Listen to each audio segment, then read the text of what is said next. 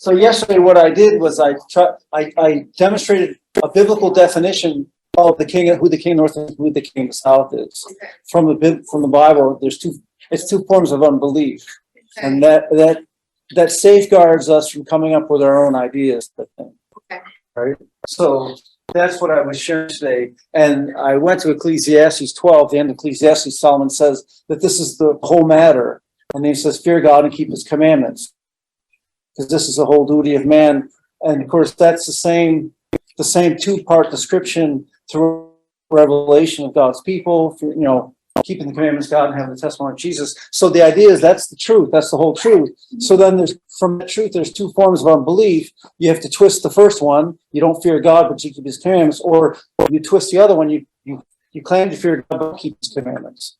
And so those two twisting of the principles, that's the two mindsets, the king of the north and the king of the south. So that's what I was showing yesterday. And from there you can determine who the king of the north is and who the king of the south is. Of course, before Jesus, it was local literal. Here's king of the north, king of the south. But specifically after the crucifixion of Christ, it becomes a philosophical mindset that people are adopting. So that's what I covered yesterday.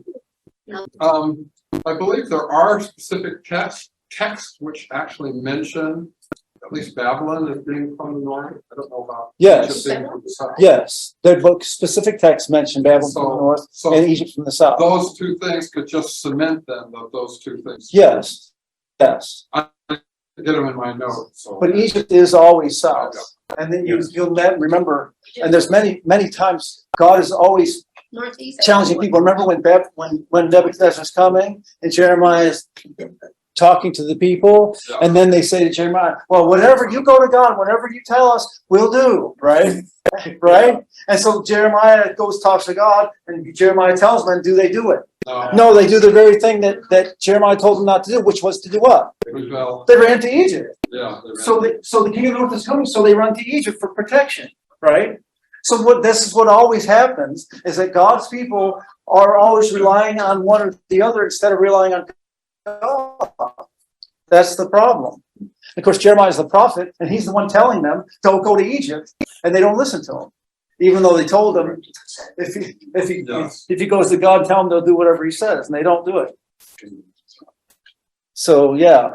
But yes, the Bible is very clear that Egypt is south, and that Babylon is king of the north, and it comes from the north. But that, again, that local literal becomes conceptual. Let's bow our heads in prayer. Heavenly Father, we thank you for this time and space that you give us to actually spend time to open your word, talk about things, think things through.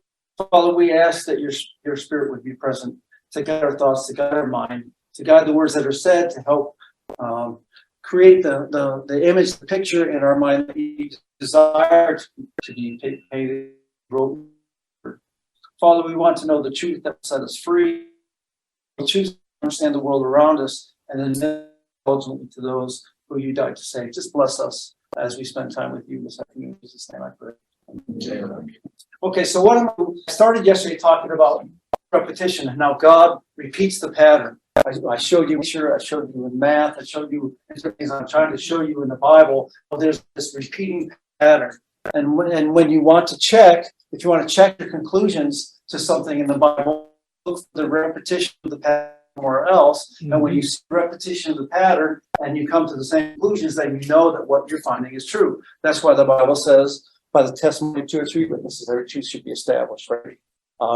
And by the way, you'll notice the Bible is very specific in making sure that it always has at least 2 witnesses, right? That's why there's the Old and New Testament, right? So this whole idea, I don't want to get off in the synagogue imagery, but there's always 3 parts to the kingdom, and because there's always 2 witnesses. So anyway, so what I'm going to do today is I'm going to tell you a story that's connected to Daniel, and then tell you a story. I'm going to tell you another story. We'll see how that goes.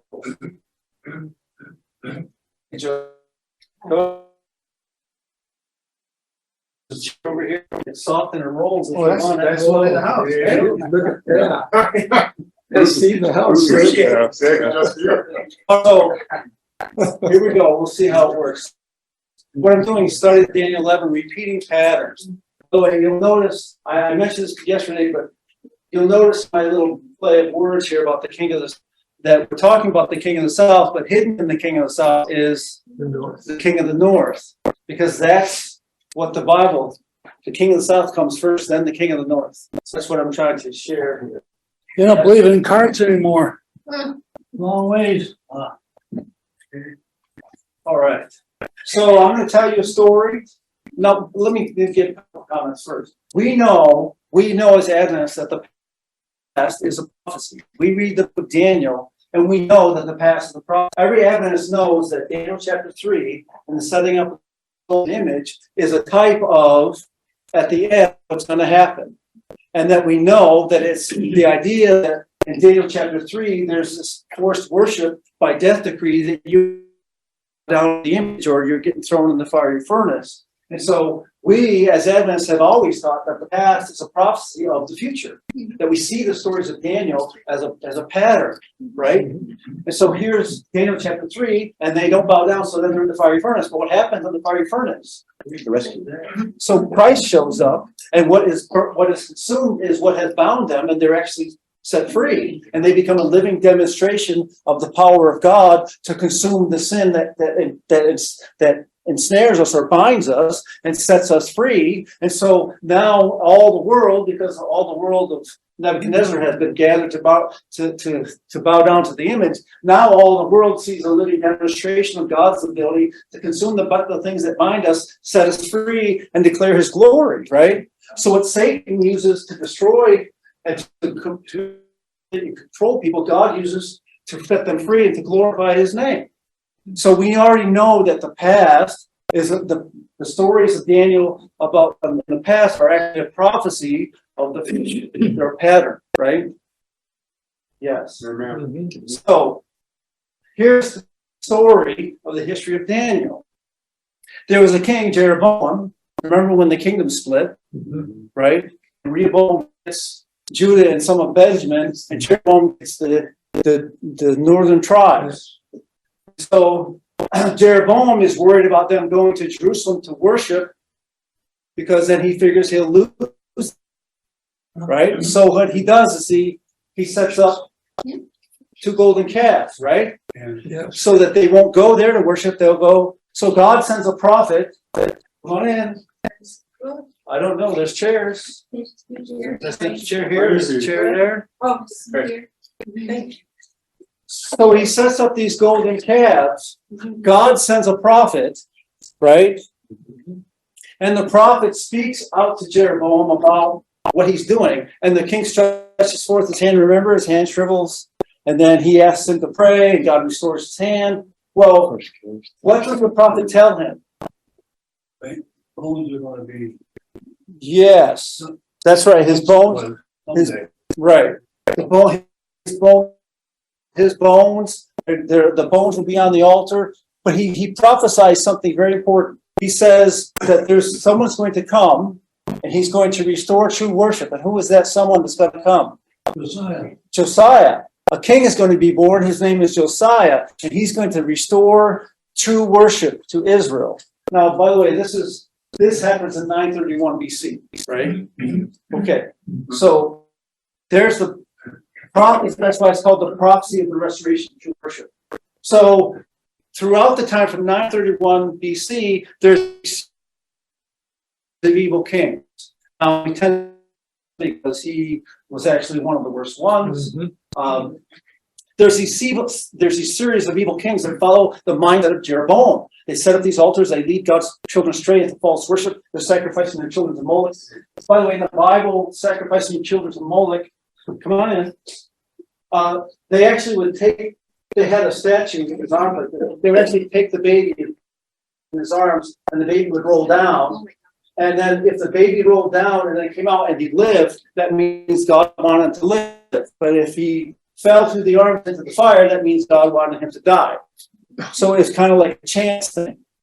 And it was literally children's sacrifice. It was kind of this rolling the dice idea. right? So that's what when they talk about sacrificing the children to Molech, the children that were passed through the fire were deemed as somebody special because the gods wanted them to live, right? So that's part of the mysticism that was taking over Israel at the time. And these people were actually doing this with their children, to worship this god. By the way, Molech means, it's a word for king. Melech is king. So they were worshiping a king. The wrong one, but they were worshiping a king. Anyways, lots of things I could say. I'll try to stay focused. So the idea here is that they're exalting false worship, right? There's an age of darkness that takes over. You'll remember that when they cleanse the temple, they find the book of the law. There's this age of darkness. There's actually a period in Israel where they don't have the word of God. They lost the word of God, right? And then the time prophecy is fulfilled because there's a child born. His name is Josiah. And he is placed on the throne when he's 8 years old. And this is 640 BC. He becomes king. By the way, so that's like 300 years later. This is 300 years after the prophecy. So this is King Josiah, 8 years old. They make him king. When Josiah is 18, he tries to restore the temple and fix the temple. And when they're cleaning the temple and trying to restore it, they find this scroll. And the scroll is the book of the law, Deuteronomy. That's right. And so they bring the scroll to him. He reads the scroll. He realizes how far they've gone from God, and he tears his robes and he institutes what's called Josiah's reforms, right? And so Josiah, when he reads the scroll, he wants to know what God is telling him to do. So he goes and inquires of the prophetess Huldah. And Huldah tells him what's going on, and that's why he initiates all these reforms. So she prophesies of this coming judgment because of what they've done, because of how they've strayed from God. So Josiah begins to make these reforms. Yes. And I think that's a good thing for us to believe that Ellen White is a prophetess too in our day. Yes. All the ones in those days. That's right. So Josiah begins these reforms. He begins cleansing the temple. So how does he know how to cleanse the temple? How does he know what to do? What's that? Because the scroll that they found. Because the scroll. That's right. He He walks to the sanctuary. Right. He walks to the sanctuary. If it's in the scroll, if it's in the book, it's in the sanctuary. If it's not in the book, get it out of here. Right? No social agenda. I don't care what the culture says. If it's in the book, it's in the temple. If it's not in the book, it's not in the temple. Right? So, and that's how people felt about it. No, he compared everything to the scroll. That's why it's called Josiah's reforms. He's reforming to what? He's establishing the law of God as standard for what happens in the house of God. That's what he's doing. That's why it's called Josiah's reforms. So there's a cleansing of the temple. They literally start tearing down the idols and the altars and all the junk that shouldn't be there, that came in because of the cultural influence around them. They start tearing it down, breaking it up, and getting it out of there. And he restores true worship according to the prophecy. This is what the prophet told Jeroboam would happen. This is exactly what happens. He literally takes the bones from the graves of the old priests and places them on the altar, and he burns them. He burns the bones. In 2 Chronicles 35, which is very something, he starts schools. And everyone, no matter how old or young you were, went to school. The Levites taught you the book of the law. Didn't matter how old you were or how young you were, Josiah started schools to teach everyone the book of the law, because the book of the law had been lost for so long. So they actually started schools. By the way, this is where Daniel, Hananiah, Mishael, and Azariah begin to learn about the book of the law.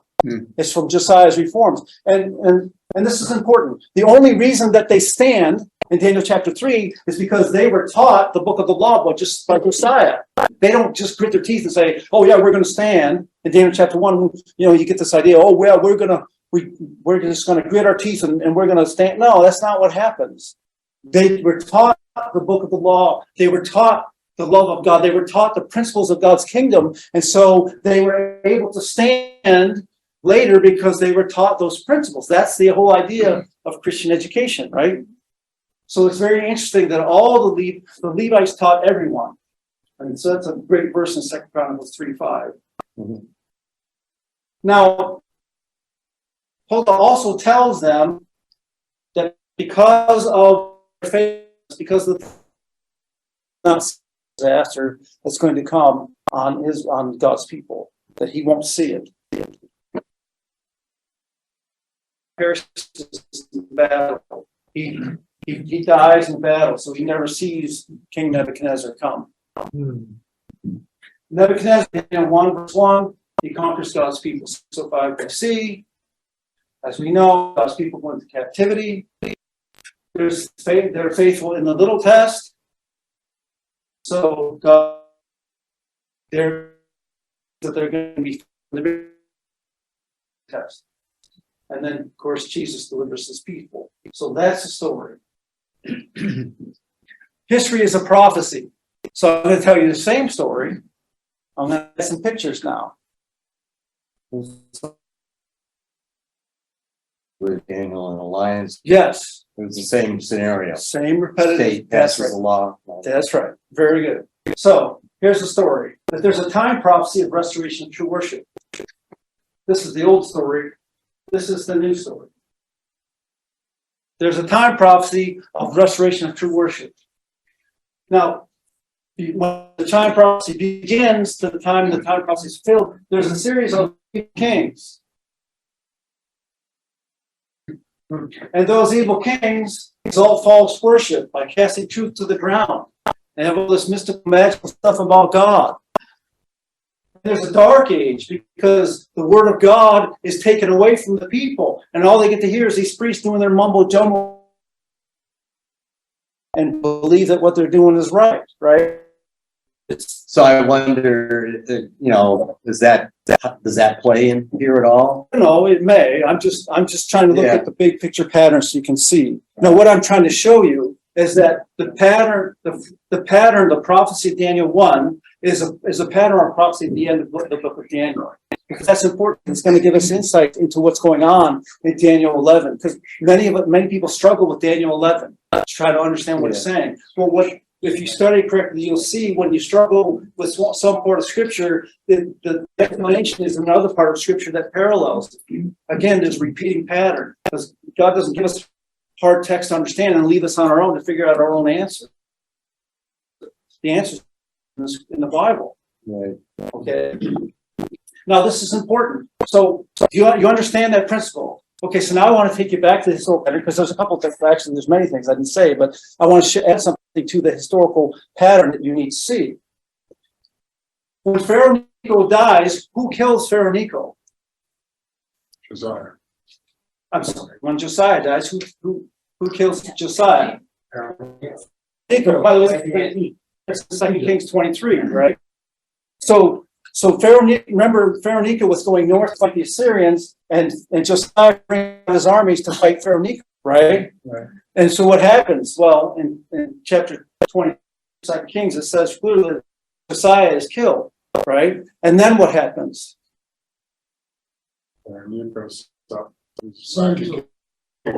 Yeah, so Pharaoh Necho takes Jehoahaz and makes him king. And that's, I think, 3 months or some short period of time.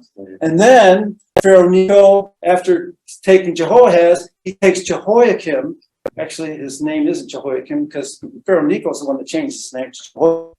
Pharaoh Necho takes Jehoiakim and makes him king over Israel, right? So in Daniel 1, verse 1, it says, King Nebuchadnezzar comes and he conquers Jehoiakim. So who is Jehoiakim? Well, we say he's the king of Israel. Whose king is he? He's a puppet king of Pharaoh Necho. So the point here is that Pharaoh Necho establishes Jehoiakim as the king. So who's really the king? Pharaoh Necho. Yes. So the point here is in Daniel 1:1, the king of the south, Egypt, conquers God's people before the king of the north comes and conquers God's people. That's the pattern of the prophecy. And again, Daniel 1:1 is a type and a pattern of what happens in Daniel 11:40-45. The king of the north, the king of the south conquers God's people first, then comes the king of the north. Does that make sense? So this is literally what happens. Daniel 1:1 is a description of a battle between the king of the north and the king of the south. The only reason that God's people are involved is because they are part of the king of the south. They're not in the middle. They're not in the middle anymore. No, they're part of the king of the south. So whoever your idea of the king of the south is, they conquer God's people. That's the prophecy. So when you go to Daniel 11:40, when it talks about the king of the south goring the king of the north, see, this is one of the things that we do. The king of the south and the king of the north in Daniel is when it says the king of the south, it means the king of the south is governing the mindset or the philosophy that's governing people. And then the king of the south, they're south of what? But the north are north of what? God's people. So when it says the king of the south overcomes the king of the north, it means that the king of the south philosophy is now being pressed on God's people. And when the king of the north conquers the king of the south, that means the king of the north, he's imposing his will on the people of God. Because God's people are always the focus. That's why they're called the king of the north and the king of the south, because they're north and south of God's people. Does that make sense? So in Daniel 11, it's never about the battle between the king of the north and the king of the south. No, it's about the mindset of God's people. Who's controlling the mindset, or who's controlling God's people? Because whoever's controlling God's people is going to corrupt their thinking based on their philosophy, right? Does that make sense? So here in Daniel 1, when we read that King Nebuchadnezzar comes and he conquers Jerusalem, he conquers Jehoiakim, we're supposed to read in the passage that the king of the north is actually king. When he conquers Jehoiakim, Jehoiakim is the representative of the king of the south, of Pharaoh. And the king of the north is actually conquering the king of the south, and God's people are conquered because they are part of the kingdom of the south. Does that make sense? So that's important. That's critically important, as I hope you begin to see. Now, this is going to alter. This has to alter people's ideas of. But there are good people and good teachers in our system. So we are in the battlefield everywhere. So here in colleges, our young people everywhere. But not only that. So the educational system in the United States of America, Adventism in the United States of America is not the whole Adventism. We have thousands of schools, we have thousands of colleges and churches outside of the United States of America. And what's happening outside of the United States of America with Adventists doesn't necessarily mean it happens here. So they're going through different processes. They're fighting different philosophies and challenges. And a lot of what's happening out there is a reaction against what's happening. For example, so before I sent my son to one of our colleges, so just a year before, that college invited a Catholic Jesuit priest to conduct the week of prayer. I know. But so it's definitely not the king of the south according to our agreement here. So can I say, well, this particular college has been conquered by the king of the north? No. So that's why I would. Yes, but what did he teach? I would suggest. What did he teach? I would suggest. What did he teach? I will tell. Okay. I will Because tell. what he taught was king of the south. I will tell. He taught a social gospel, social justice gospel. One of my students was sitting in his class and told me. Of course, he actually believes that now. Well, to me, it's if we go. And why are we allowing Jesuits to come to our schools, teach our children, and then they teach what they taught? What he taught them was the gospel is go give woe and feed the poor, because that's what Jesus did. He gave sandwiches to people, and that's the gospel. That's not what Jesus did. Why are we allowing Jesuit priests to train our pastors, future pastors? The gospel is no longer the gospel; it's a social sandwich. I understand your point, but I did really. And let me tell you, I do see the results in this particular call, and they make it. So they are in the battlefield. Yeah. they are, I see that they are improving. So if somebody comes to me, well, this is what happens in your church, so you're Babylon. That's your. And why is that happening? Why is that allowed to continue? There's no defense. So I'm all the educators, and I agree with you, they are on the battlefield. And there are many good educators in some of these schools trying to fight the battle. Because I know I was in education and I tried to fight the battle. And I labeled and there were some people like me because they thought I was anti-women because I was against feminism. Right? I mean, the people that stand up for the truth get labeled as something and get reduced to, I don't know, fanatic or something. And what's been going on in our colleges is that you're seeing now is whole generations lost. Mm-hmm. I mean, not just generations of 3 to 5 years. You're talking about from the age of like, what would give me an age? Like from 19 to maybe 40 something? What's the age gap in your church? Yeah. About that. That's not just one generation. That's what I'm saying. What happens in the United States of America does not really represent what happens in Adventists.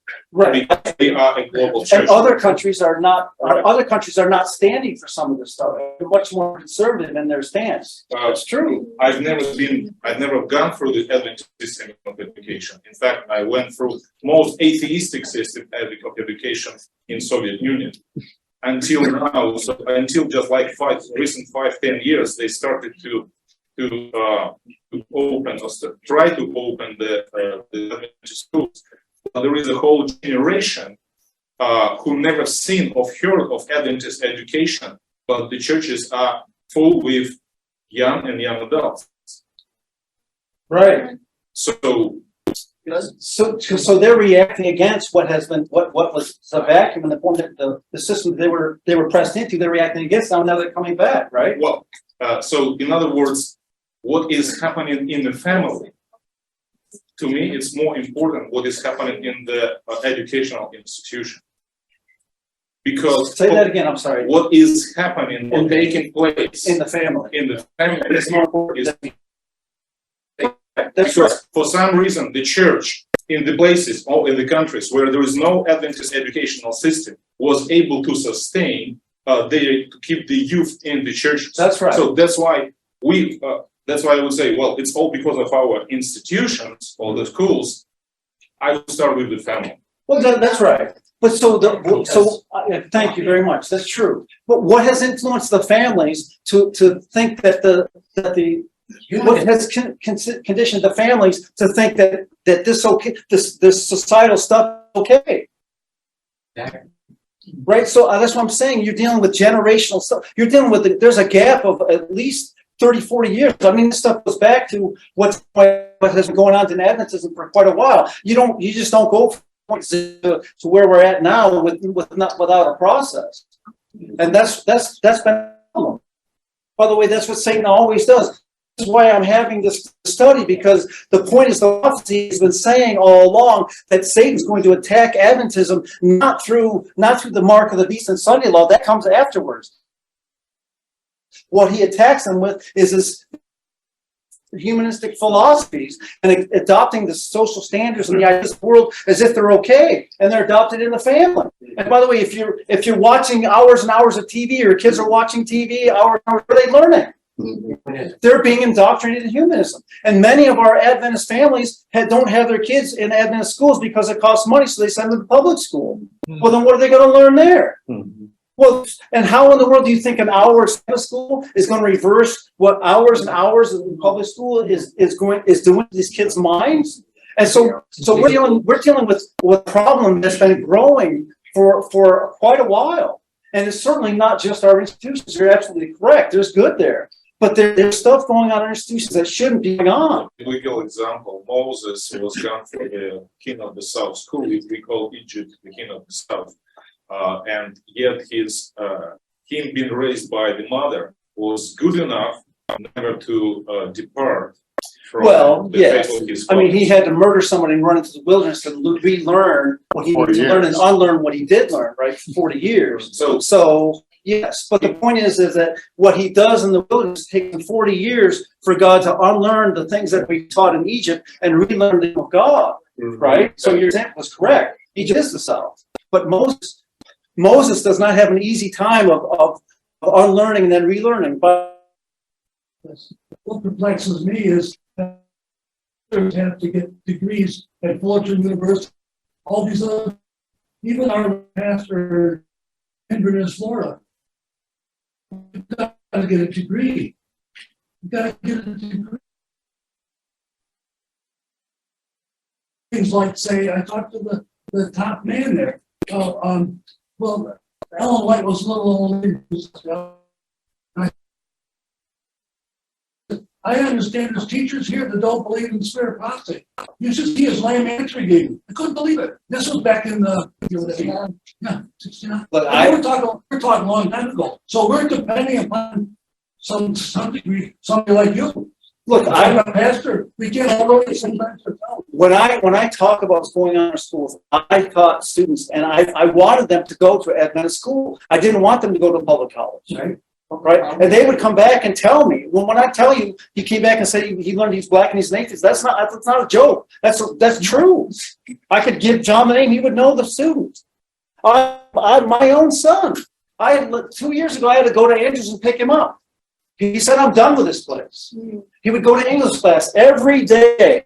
Every day, he was told this lady was the professor. It was her platform to preach. And what she taught him was the world's problems are his fault because he's white and he's a guy. Every day he told her. Every day he said, "Dad," I said, "What did you say?" He said, "Dad, you can't say anything. You got to sit. You got to be quiet." And then he walked down the sidewalks, and what he was taught was only Black lives matter, and you're white, you're a guy, you don't matter. And then he goes and he's straight, so he's not LGBTQ, so he doesn't fit in. He said, "Dad, give me. I'm sick of this place." And he thinks that's what Adventism is. But he was able to retreat home. That's where the family, Right. and you don't, and they're trying to bust the family. But the point, What, the American family That's is right. getting busted up. and they're purposely, that's what LGBTQ and all this other stuff is. But the point is, as a parent, my kid in school, I was going to get an Adventist education. I didn't know that I'm better off sending him to a public school and tell him, "Look, you're in Satan's ground. Guard everything you say." I should have to Andrew.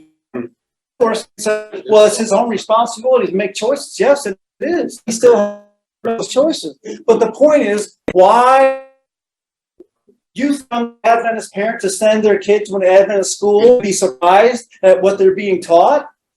No, many parents have talked to me and said how disappointed they are when they hear from their student what they're being taught at school and in Adventist school. Now, his point is made. There's not all the teachers in Adventist, and not all the teachers are doing this. The wheat and the tares. But why are professors at our schools who don't believe the Bible, they don't believe in God, they don't believe in spirit prophecy, and teaching evolution? Why is that? Because we've been. So If you look, Clifford Goldstein stood before a general conference session years ago, asking too much, that the professors in our universities believe what we believe. I know. Apparently. So that was a while ago. He says if you don't, well then you shouldn't be accepting the money. There's something else going on that everything you said about the abuses, I'm beginning to see them in recent years. Why are we all here wanting to follow the straight truth? I mean, the message. I'm not telling you that the enemy is our institutions or what I'm telling you, the enemy is you. Because you and I have just been indoctrinated in this King of the South humanism just as much as everybody else. And the point is that we need to examine ourselves to make sure that we are not, we don't believe these philosophies, or it has not influenced our understanding of God. And by the way, it has. And like Moses, we need to come out of our Egypts and spend time in the wilderness to have God king. And then, when God retrains our thinking, just like Moses, God will send us back to Egypt to call other people out of Egypt. The same way that people out of Babylon used Daniel to call people out of Babylon. So I'm not saying, thank you, the enemy is somebody else or it's the institution. The enemy is me. The enemy has been in my mind. God needs to retrain our thinking. I want to be blind to the fact that what Satan has done to devastate our church, for our youth, he's been very effective. Well, as an edge, some of the examples are teaching, but as a general rule, our institutions have taken money over what they should be teaching. I mean, materialism is the space. Right. That's why we have teachers and we have accreditation on worldly standards because it's connected to money. The same thing, the church caving to the COVID thing. It was all about money, right? So that's the whole issue. We're more important. And if that's in our lives, then we're gonna be doing the same thing personally. That's right. That's right. It's the not same gonna do principle. that, you know, I mean, That's that's gonna be the big test that you're talking about. That's right. If I cave on the little things, That's right. So it's another hand up. I think the question would be, you know, if we know this type of stuff, and the other side is so proud and so loud, why can't we match them? Are we afraid because we've been indoctrinated so much in South thinking and North thinking that, you know, like even at local church levels, people are afraid to speak up when the other side is loud and proud. Right. It's time for us to start speaking up. I'm trying. I don't know. Some of us are, but Yeah. but like at the church level, you have a group of this, and then they'll say it to one person, and that one person will go and speak out, and the rest of them will be silent in the process. Well, I think that what Satan is pushing to such extremes that you're seeing people stand up against it, even that aren't evidence. Right? People are sick of sending their kid, 5-year-old little child, to school, and the kid coming home saying, "Oh, I don't want to be a boy. I don't want to be a boy." Because what they were being indoctrinated all day is there's no such thing as gender, so you can be a boy. And by the way, that's one of my that's not a story either. One of my church members in Vermont, she's a grandmother, she takes care of her grandchild, and she put her on the bus. The kid came home from the bus crying. She didn't want to be a boy, didn't want to be a boy.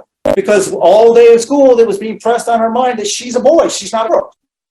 So that's what's going on in the public realm with little kids. So this idea is getting so extreme. There's people that they're not religious at all and don't send their kids to public school. So it's getting so bad that it becomes obvious that someone needs to stand up and speak. But we have to be wise as serpents and harmless as doves as we do that. Right. Because Satan wants to take the people who even want to do what's right and draw them in to just be argumentative, and then that's just causing division. And right. We need God's help to how we to address take it. to one extreme and then he swings it to the other. By the way, that's what our society is being set up for. yeah. You see Satan being so extreme, the kingdom now with his so extreme, and what the religious conservatives are going to take it and go swing it the other way. We need to institute morality. Yes, right. Yeah. So you see how Satan is setting our culture up for this swing. Yes. Yes. And by the way, we are susceptible to the same thing. And we shouldn't think that it's our job to purify the church. It's God's job. Right. Well, our job is to be checking ourselves. Yeah. Right. And some people like Elijah stood up. Yes, that's right. That's right. There's different roles with. That's right. On this aspect, what we're seeing now, I know when I went to college, and I know that there was a significant number of administrators and staff members who were not mainstream Adventists in what they were teaching. But I also know that things got so difficult there that eventually a man came in and presented a real heartfelt gospel, and there was a huge revival on the campus, and the students accepted that, began to stand up against all of this other stuff. Good for them. And at that time, a good number of my friends and others that I knew became the teachers and the ministers and stuff in the church today, because it wasn't just that college, but all of the colleges. And if you look, there's a huge wave of people that are all about that are retiring out of the Adventist administration and workforce. And most of those people were the people who made their commitment during that time. And I think that God is setting us up for the same thing. I am noticing that my children have gone to college, and there are kids, because they see all of this stuff, instead of being swept into it, they're becoming galvanized against it. And if you think, one of my strongest memories when I was in academy was I stood up and said something in Bible class and based it on Bible texts, etc. And when I went to play basketball at noon, the other kids who weren't even to class walked in and started parading up and down the gym, saying, "Hey, Bible boy, how come you're not reading the Bible instead of playing basketball?" And trying to embarrass me. Right. And they were expecting to get me to shrink and to back off. But that event galvanized me more than anything I could think of to be sure that I stood for what I believed in. And the same thing is going to happen with the young people and the people in our church. And that is why I think that you're preaching this message, and there are other messages that are being preached, because this is slowly setting the table for God to be able to bring about a response that will allow us to communicate with the world. And the fact is, we get kids who come here from Brazil now.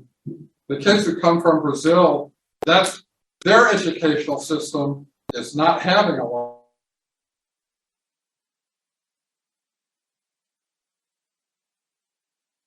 Same problems. That's right. And very much the traditional Adventist beliefs on all those things. And these kids come in with a certain self-confidence about themselves, etc. That kids who are raised up where, we don't,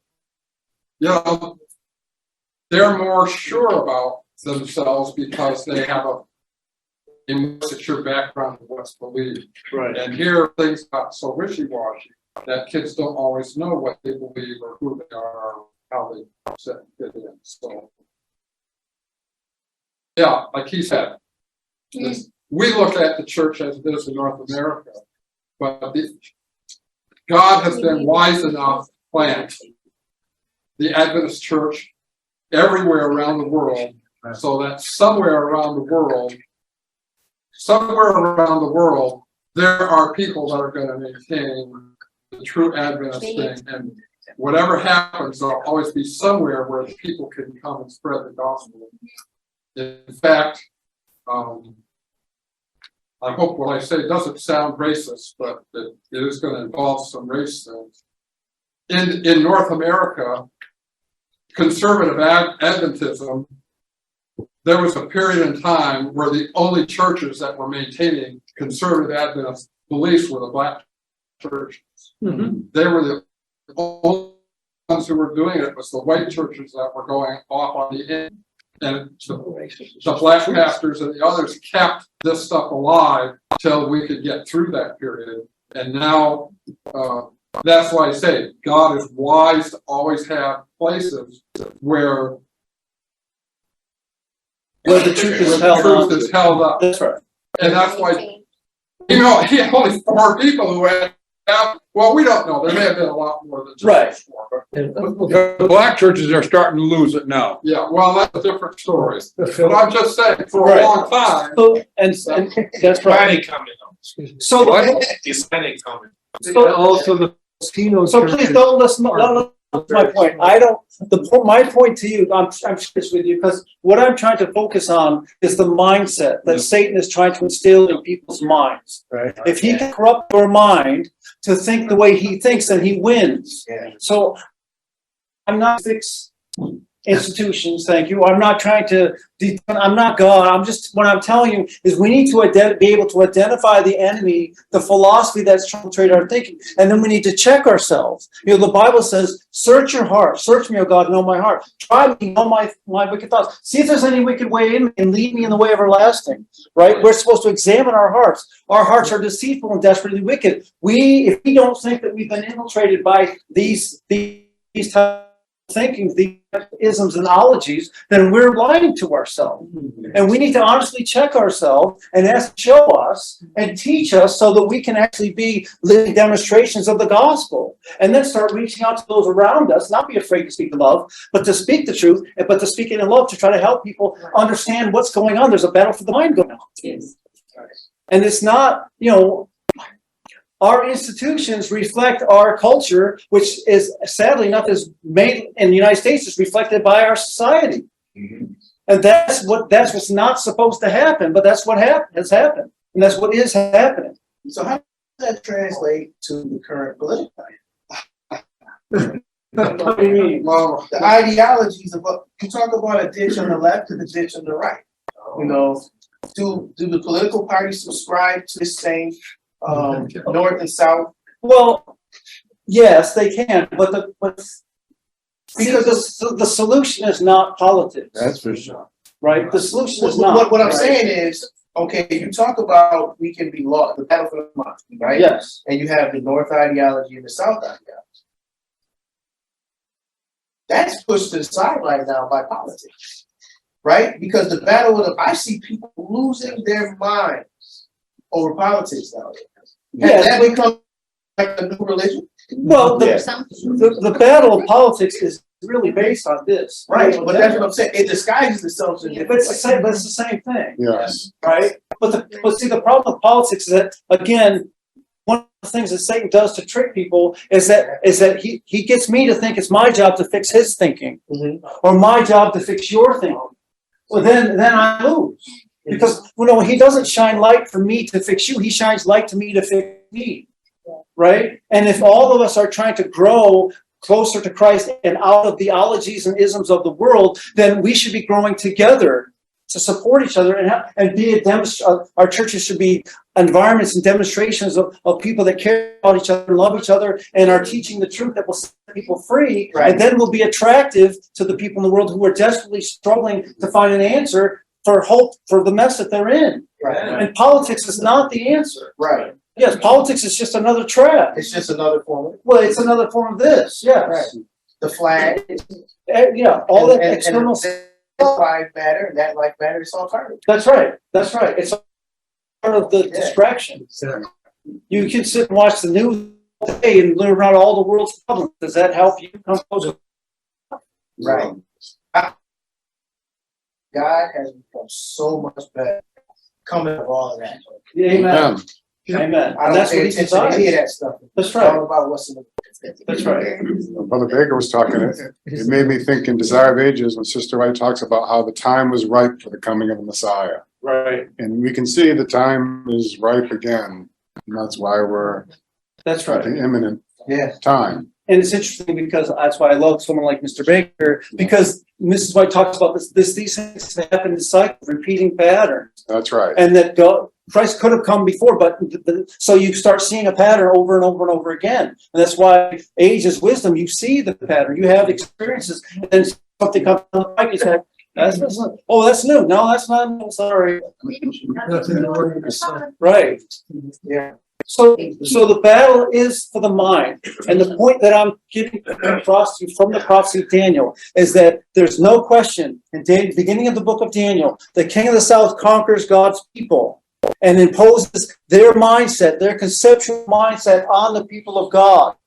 And then only then does the king of the north come and conquer God's people to push his mindset on the people of God. Oh, by the way, if you don't want to comply to this Bible, we'll just kill you. So it's by force if you don't want to comply. Same pattern that happens at the beginning of the book of Daniel is the same pattern that happens, same thing that happens at the end of the book of Daniel. God's people are conquered by the king of the south.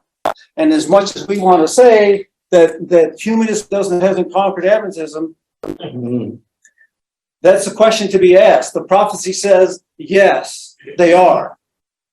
And Laodicea has an issue. And Laodicea's issue is money and stuff is more important than people. That's humanism.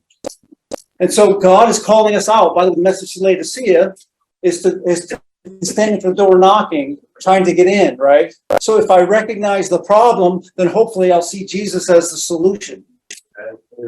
If I don't recognize the problem and act like there is no problem, then I'll never seek a solution. That's Laodicea's problem. They don't think there's a problem, so they're not looking for the solution. Does that make sense? Yeah. So the prophecy of Daniel is describing exactly what's going on now. So if you think you're waiting for the end to come, you're blind. The end is upon you. Now is the time. Now is the time to answer the door, let Jesus in. Right. And let him sit at the table with you and show you what's in your heart and eat with him and become like him and then hear his voice and do what he calls you to do. And it's not for anyone to tell somebody else what to do. We're supposed to encounter God for ourselves, learn about Christ for ourselves, and then do what God has called us to do.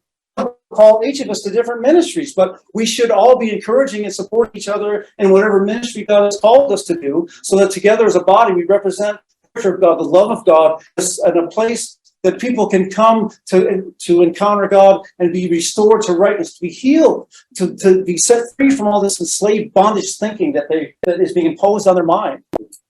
That's why I'm standing here. I'm trying to share something with you that I see in the prophecy. Does that make sense? Yes. Is that your last slide, Ray? You're always asking that question. So yeah, actually, I hide some of my slides afterwards. After I put a black one, so I like them so that if you ask.